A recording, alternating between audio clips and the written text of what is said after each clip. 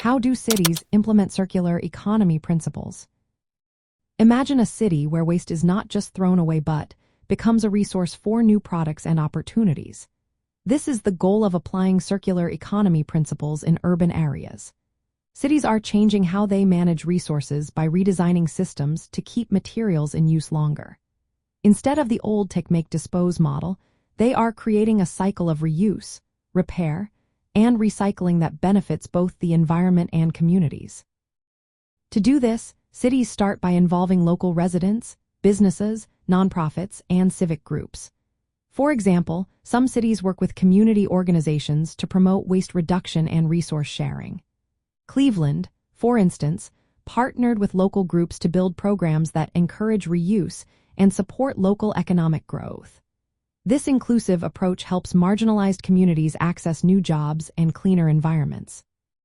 Cities also focus on reducing waste sent to landfills. They develop programs for recycling, composting, and converting waste into energy. Singapore is a good example, aiming to cut landfill waste by 30% by the year 2030.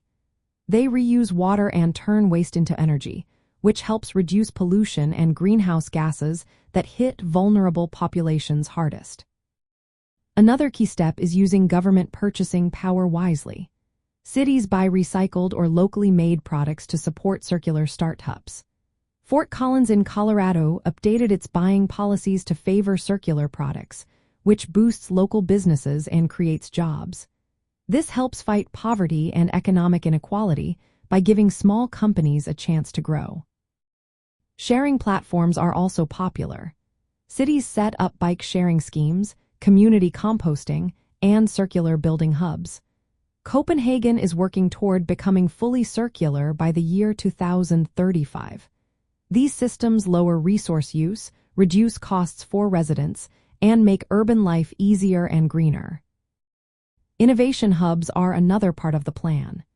Cities like Amsterdam create spaces for startups to develop circular designs, repair services, and sustainable materials. These hubs generate new jobs and support entrepreneurs, helping communities become more resilient and inclusive.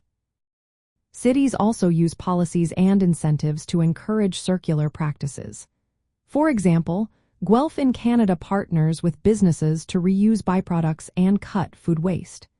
These policies align economic benefits with environmental goals, making it easier for everyone to participate.